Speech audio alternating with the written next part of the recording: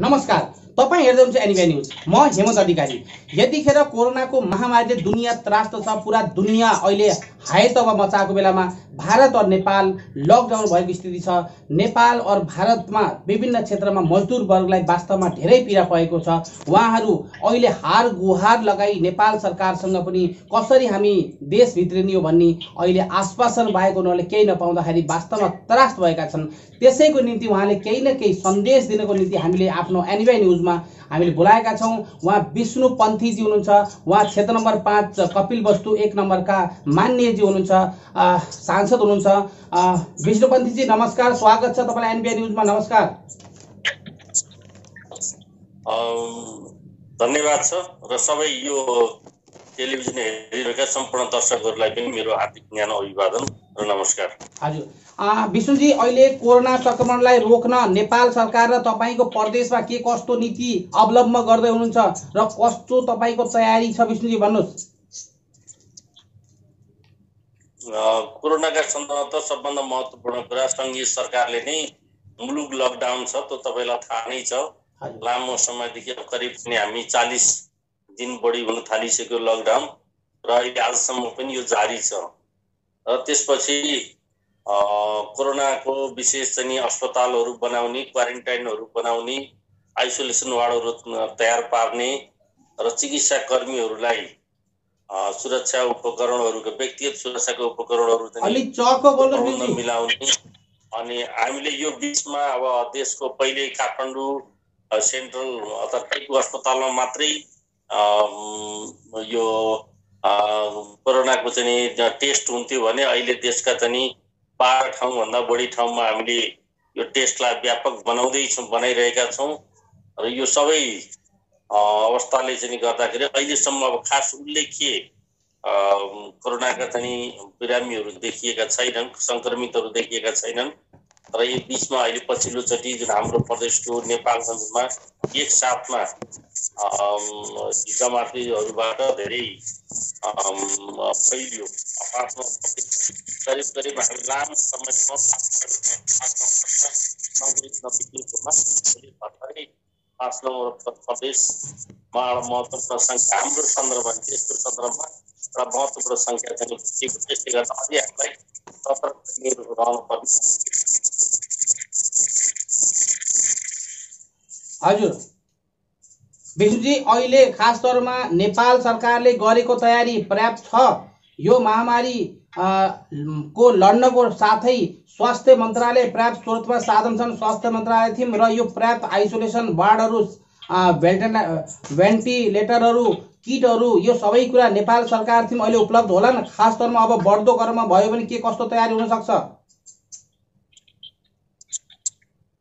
अनि अब ठुलै महामारीको अवस्थालाई त हामीसँग स्वाभाविक रूपले अमेरिकी जस्तो तागतलाई त त्यसलाई हामीहरू चीनलाई पनि हामीहरू व्यापक चाहिँ संक्रमित संख्या चाहिँ हुँदाखेरि त्यो गाह्रो हुन्छ। तर मौजुदा अवस्थामा यो गतिले बढ्दै जाँदा अझै योभन्दा केही ठुलो संख्या बढ्दालाई पर्याप्त पुग्ने गरी नै हामीसँग चाहिँ छ।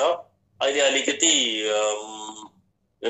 टेस्टिङलाई अझै व्यापक चाहिँ बनाउँ, अझै धेरैमा टेस्ट चाहिँ गर्नुपर्ने जरुरी छ। त्यसको स्पिडलाई अलिक बढाउनु पर्ने छ। र सामान्य हामीले भेन्टिलेटरको सङ्ख्याहरू पनि बढ्दैछ। अब यसलाई जति सङ्क्रमित सङ्ख्या छैन हामीले हाम्रो क्षमतालाई पनि, साधन स्रोतलाई पनि परिचालन गर्दै बढाउँदै चाहिँ जानुपर्छ। आजका सन्दर्भमा हामीसँग आत्तिनुपर्ने अवस्था चाहिँ छैन। बिल्कुल विष्णुजी, यतिखेर खास तौरमा विदेश विभाग प्रमुख हाम्रो माधव नेपालजी हुनुहुन्छ। खास तौरमा विदेश विभागको उहाँ हुँदाखेरि आशा र भरोसामा जनता छन्। अहिले जनता भित्रिन चाहन्छन्। लगभग 50 वर्षदेखि बसेका नेपालीहरू भारतभित्र, उनीहरू पनि अहिले नेपालमा विस्थापन हुन चाहन्छन्। के कसरी भित्र्याउनुहुन्छ र त्यसको तयारी, घाँसपास कपासको निम्ति जुन हिसाबले तपाईँको सरकार बनेको छ, गरिब निमुखा मजदुरको निम्ति नै बनेको सरकार हो, उसले अब के कसरी यो तयारी गर्ला उनलाई विस्थापन गर्नको निम्ति?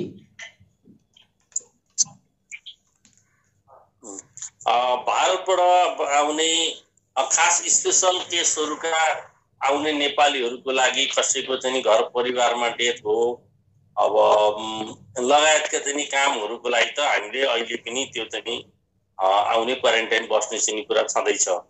र ठुलो संख्यामा भारतीयहरू चाहिँ भारतमा रहेका भएका नेपालीहरू ल्याउँदाखेरि अब त्यसलाई आवश्यक चाहिँ सावधानी चाहिँ अप्नाउनु पर्ने देखिन्छ। त्यसको लागि दुईटा सरकारको बीचमा समझदारी हुनु पर्यो। नेपाल सरकारले मात्रै ल्याउन चाह्यो भने त्यसलाई चाहिँ भारत सरकारले पनि अनुमति दिएर हामीलाई त्यो वातावरण बनाउनु पर्यो। दुई सरकार बीचका परराष्ट्र मन्त्रालयहरूको बीचमा इन्डियन विदेश मन्त्रालय र नेपालको चाहिँ परराष्ट्र मन्त्रालयको बीचमा कुराकानी भएर त्यसलाई जहाँ समस्या छ, सबभन्दा पहिलो कुरा यो हजुर जहाँसुकै बसेका हुन् ती नेपालीहरू चाहिँ खाने बस्ने व्यवस्था तिनीहरूको सहज होस्।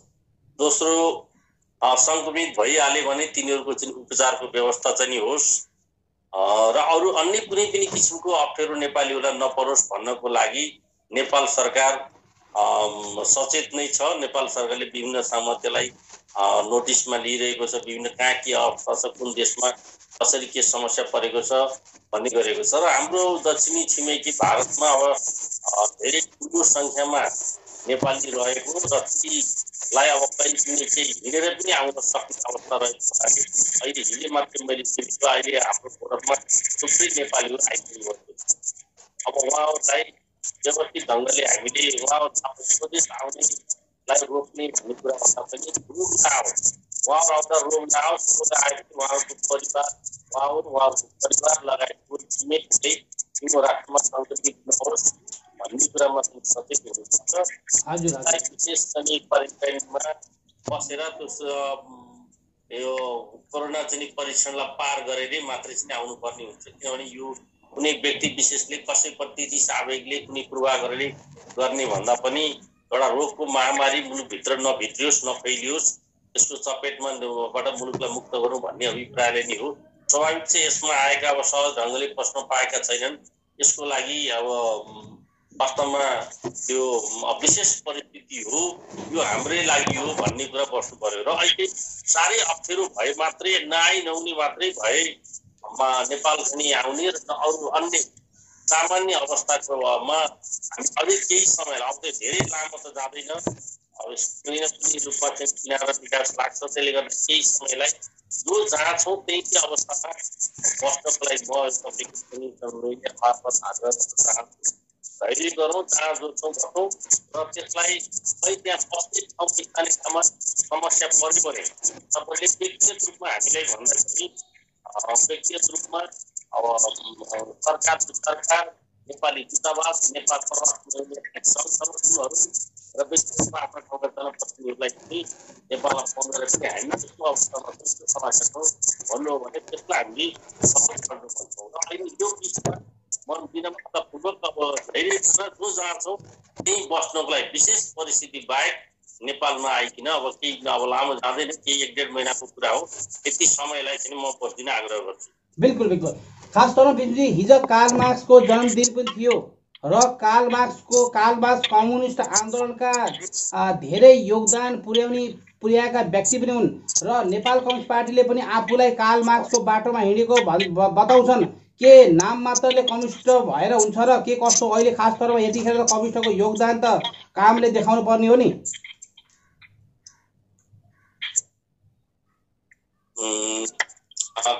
काल नाम मात्रै होइन, हामी काम पनि त्यही गर्दैछौँ। यद्यपि अब विभिन्न सरकार कम्युनिस्ट भयो नि मेसिनरी यो सबै चिजले हामी लामो चाहिँ एउटा अभ्यास प्रक्रिया एउटा आएको हुनाले अब एकाएक ओभरनाइट हामीले यसलाई पुरै कार्ल मार्क्सकै ढाँचामा लान नसक्यौँ। त्यो समाजवादी दिशामा सरकारकै कार्यक्रम चाहिँ पार्टीको सरकारको कार्यक्रम नै हामी समाजवाद चाहिँ यिनै कार्यक्रम नै हो र यसमा हामी कार्ल मार्क्स जयन्तीमा म उहाँलाई चाहिँ स्मरण गर्न चाहन्छु, हार्दिक श्रद्धाञ्जली पनि गर्न चाहन्छु। र उहाँले गरिबको लागि अथवा श्रमजीवी जनी वर्गको लागि राष्ट्रिय स्वाधीनताको लागि एउटा जुन बाटो चाहिँ देखाउनु भएको छ वास्तवमा त्यो महान बाटो। र अब व्यक्तिगत रूपमा दुनियाँमा सबैभन्दा राजनीतिक विचारमा कसैलाई चाहिँ मान्छ भने आज कार्ल मार्क्स 200 वर्ष पुरा भइसकेपछि अझै उहाँको चाहिँ रचनाहरूको उहाँको चाहिँ विचार अझै व्यापकता सम्पैजन बढ्दै गएको छ। हाम्रो सन्दर्भमा पनि कार्ल मार्क्सको चाहिँ विचार बोकेर हामी चाहिँ हिँडेका छौँ। त्यो विचारलाई नेपाली जनताले विचारलाई मानेर हामी मार्क्सवादी विचारको मार्क्सवादी विचार हालेर आज हामीलाई करिब 2/3 नजिकमा नेपाली जनताले पुर्याएका छन्, बनाएका छन्।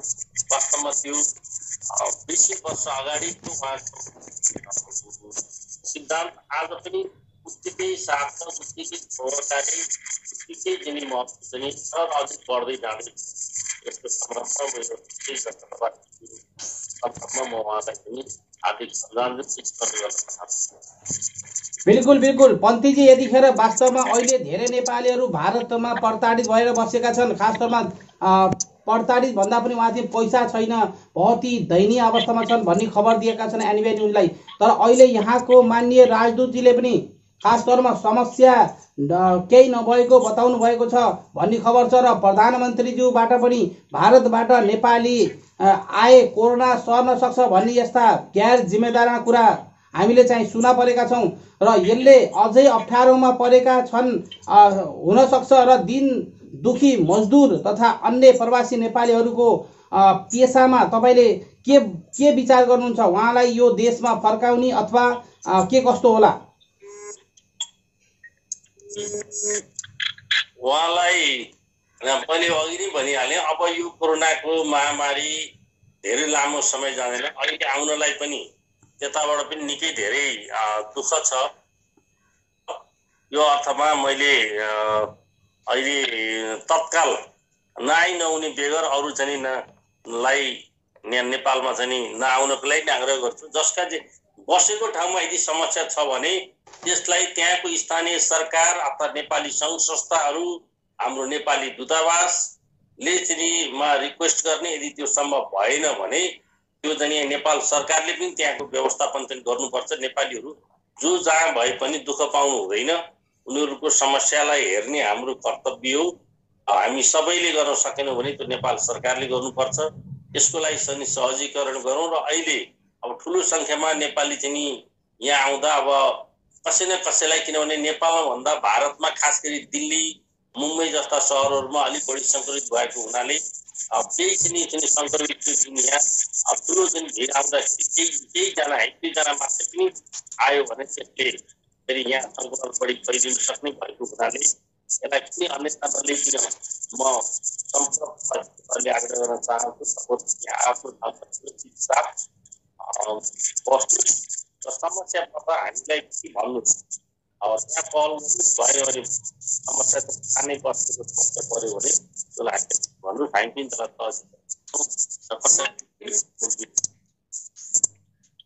हजुर विष्णुजी, खास तौरमा तपाईँ विष्णु सुन्नु भएको छ? तपाईँ अर्थ क्षेत्रको राम्रो विद्वान पनि हो र कोरोनाको कारण नेपालको अर्थव्यवस्थाको स्थिति के हुन देख्नुहुन्छ तपाईँले? अब भविष्यलाई के कसरी अर्थव्यवस्था सुधार हुन सक्छ? कोरोना नेपाल मात्र नभएर विश्वव्यापी अर्थतन्त्रलाई यसले स्वाभाविक परेको छ र नेपाल पनि यसको प्रभावबाट अर्थव्यवस्थामा यसलाई चाहिँ गहिरो चाहिँ प्रभाव पारेको छ। यसबाट हामी चाहिँ मुक्त अछुतो रहन सकेका छैनौँ र अब साथसाथै कोरोना पछि एउटा नयाँ अवसर पनि यसले लिएर आउँदैछ। हरेक चिजले खराबी मात्रै होइन, नयाँ अवसर पनि लिएर आउँदैछ र कोरोनाले ल्याएका अवसर के हो त्यसलाई हामीले पहिचान गरेर यसको समाप्तिपछि हामी अगाडि बढ्नुपर्छ। अहिले तात्कालीन रूपमा त हाम्रो अर्थतन्त्रलाई धेरै ठुलो जस्ता ठुला औद्योगिक चाहिँ ठुला अर्थव्यवस्था भएका मुलुकहरूको तुलनामा हामीलाई धेरै असर गरेको छैन। खास गरी हाम्रो अहिले यो वर्ष करिब चैतबाट हाम्रो विकास निर्माण चाहिँ सुरुले स्पिड पक्रिने, हामी आर्थिक वर्ष चाहिँ साउनबाट सुरु भए पनि खास विकासको गति पनि चैत वैशाख यो समय थियो। आज प्राय गरेर मुलुकभरिका चाहिँ सार्वजनिक निर्माणका कामहरू, पुँजीगत खर्चको कामहरू ठप्प छ।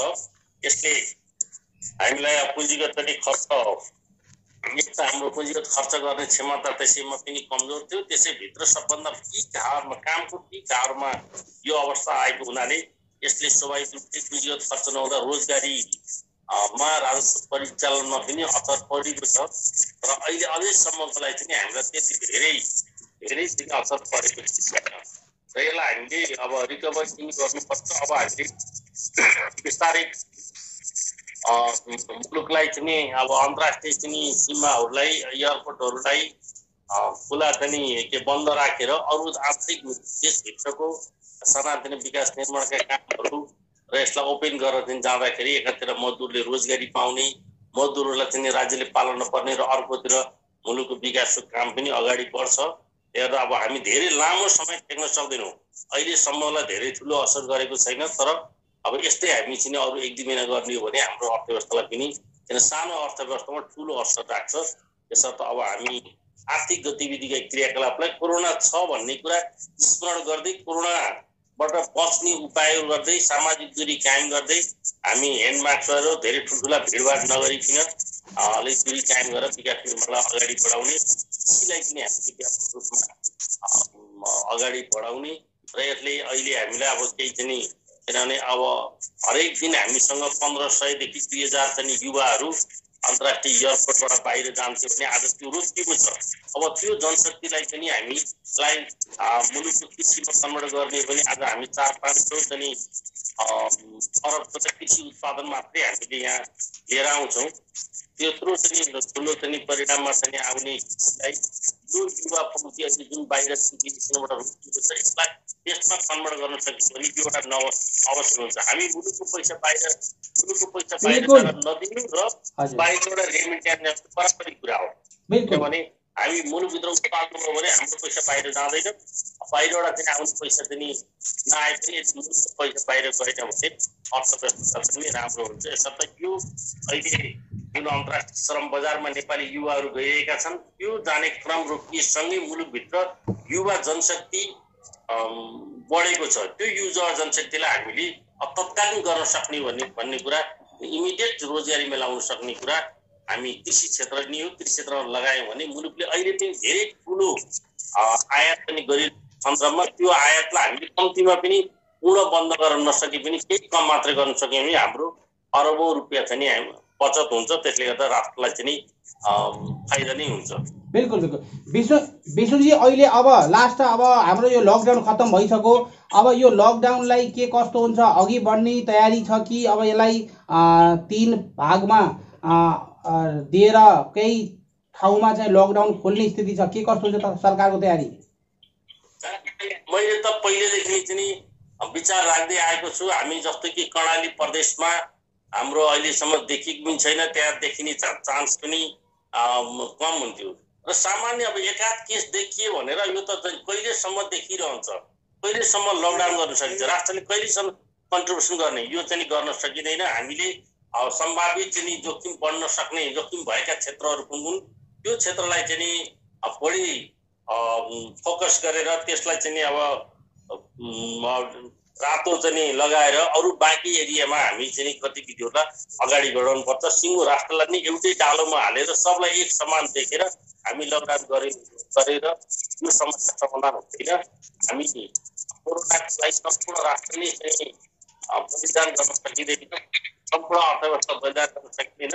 कोरोना नबढोस् भन्ने कुरामा सचेत रहँदै सीमालाई चाहिँ बढी अथवा बाहिरबाट चाहिँ आउनेलाई बढी चाहिँ ख्याल राख्दै देशभित्र आन्तरिक रूपमा चाहिँ क्षेत्र विभाजन गरेर खोलेर अगाडि बढ्नुपर्छ। बिल्कुल बिल्कुल। विष्णुजी, तपाईँलाई माननीय मुख्यमन्त्रीजीबाट के कस्तो आश्वासन छ, खास गरेर प्रदेशको लागि र निर्देशन मिलेको छ, साथै तपाईँ आफ्नो संसदीय क्षेत्रमा जनतालाई के आश्वासन दिनु भएको छ र के सहयोग पुगेको छ? निर्वाचनमा म प्राय कोरोना यो अवधिभरि म नियमित रूपमै निर्वाचन क्षेत्र मात्रै होइन कपिल वस्तुका जनताहरूको बीचमा छु र त्यसलाई खास गरी अब राहतको अवस्था के छ, श्रमजीवी वर्गहरूको लाई के अप्ठ्यारो परेको छ, स्वास्थ्य संस्थाहरूमा बिरामीहरू, रेगुलर बिरामी, कोरोना मात्रै होइन अन्य बिरामी पनि लाई पनि कोरोना देख्ने जुन आतंक छ, व्यक्तिगत सुरक्षा चाहिँ उपकरणहरू नहुने, त्यसै सन्तास चल्ने माहौल त्यसलाई सहजीकरण गर्ने, राहत वितरण गर्ने र खास गरी यो बीचमा लकडाउनले कृषि उत्पादन बजारसम्म पुग्न निकै चाहिँ समस्या चाहिँ भयो र त्यसले किसानको कृषि उत्पादन चाहिँ बारीमै सड्ने, त्यसले मूल्य नपाउने, बारीमै सड्ने सिक्यो। तिनलाई सहजीकरण गरेर हामीले करिब अब कपिल वस्तुको कृषि उत्पादनलाई बीचमा विभिन्न चाहिँ जिल्लाहरूले पनि अब अन्यत्र कहीँको पनि नलिने भन्दाखेरि स्वाभाविक थियो। कपिलवस्तुले बाहिर निकासी पनि गर्थ्यो, त्यो बाहिर निकासी पनि नहुने, जिल्लाभित्रको पनि खपत व्यवस्थित नहुँदा धेरै ठुलो नोक्सानी थियो। त्यसलाई हामीले अनेक चाहिँ गरेर चाहिँ बजारसम्म पुर्याएर अहिले त्यो सड्ने अवस्थाबाट मुक्त गर्यौं। एवं रीतिले यो कोरोना चाहिँ पारेका चाहिँ अब प्रभावहरू चाहिँ असरहरूको चाहिँ विषयमा निरन्तर चाहिँ जनताको बीचमा चाहिँ म रहिरहेको छु। बिल्कुल आज पनि म आफ्नो जिल्लातिरै छु। हजुर हजुर विष्णुपन्थीजी, खास तौरमा आफ्नो क्षेत्रमा उहाँले चाहे किसानहरू हुन्, चाहे दूधको क्षेत्र होस्, सब्जीको क्षेत्र होस्, चाहे फलफुलको क्षेत्र होस्, उहाँले खास तौरमा कसरी बढावा र स्वावलम्बन दिने किसानहरूसँग हातेमालो गरेर उहाँले निरन्तर लागिरहनु भएको छ। यो अवस्थामा पनि कसरी आम बिमारी भएका जनतालाई पनि उद्धार गर्न सकिन्छ त्यो विषयमा उहाँ जानुभएको छ। बिनजी, हाम्रो एनबिआई न्युजमा आउनुभयो र एनबिआई न्युजका दर्शकलाई पनि केही सन्देश दिनुहोस्। म अब सबभन्दा पहिले यो टेलिभिजन हेरिरहेका सम्पूर्ण आदरणीय दर्शकहरूलाई हामी अहिले कोरोना महामारीमा छौँ। यो कोरोनालाई परास्त गर्नको लागि सिङ्गो यो सरकारले मात्रै गर्न सक्ने नै, यो व्यक्तिको चाहिँ योगदान चाहिन्छ। हामी सबै एकसाथ लागौँ र कसरी कोरोनालाई परास्त गर्न सकिन्छ। एकातिर कोरोना परास्त गर्ने र अर्कोतिर कोरोनाबाट प्रभावित रहेका जनताहरूलाई कसरी मानवीय सहायता पुर्याउन सकिन्छ भन्ने कुरामा सबैको ध्यान पुगोस् भन्दै म सबैलाई चाहिँ यो टेलिभिजन हेरिरहेका दर्शकहरूलाई हार्दिक नमस्कार गर्दछु। हजुर, यहाँ विष्णुपन्थी मान्यजी हुनुहुन्छ, प्रदेश 5 का कपिलवस्तु 1 का सांसद हुनुहुन्छ। हाम्रो एनबिआई न्युजमा तपाईँहरूलाई सन्देश दिनुभयो। विष्णुजी, हाम्रो एनबिआई न्युजमा फेरि तपाईँलाई निमन्त्रणको साथ, आज नेट पनि अलिक स्लो रहेछ, आवाजमा थोडा केही कमी कमजोर होला, त्यसको लागि क्षमा गर्नुहोला। र हाम्रो एनबिआई न्युजमा आएर तपाईँले सन्देश दिनुभयो, यसको लागि बहुत बहुत धन्यवाद। नमस्कार। तपाईको यो सञ्चार माध्यमलाई मेरो तर्फबाट धेरै धेरै धन्यवाद। हजुर, नमस्कार। Subscribe to our channel by clicking the subscribe button. Click the bell button and enjoy the latest uploads from our channel. Subscribe to our channel by clicking the subscribe button. Click the bell button and enjoy the latest uploads from our channel.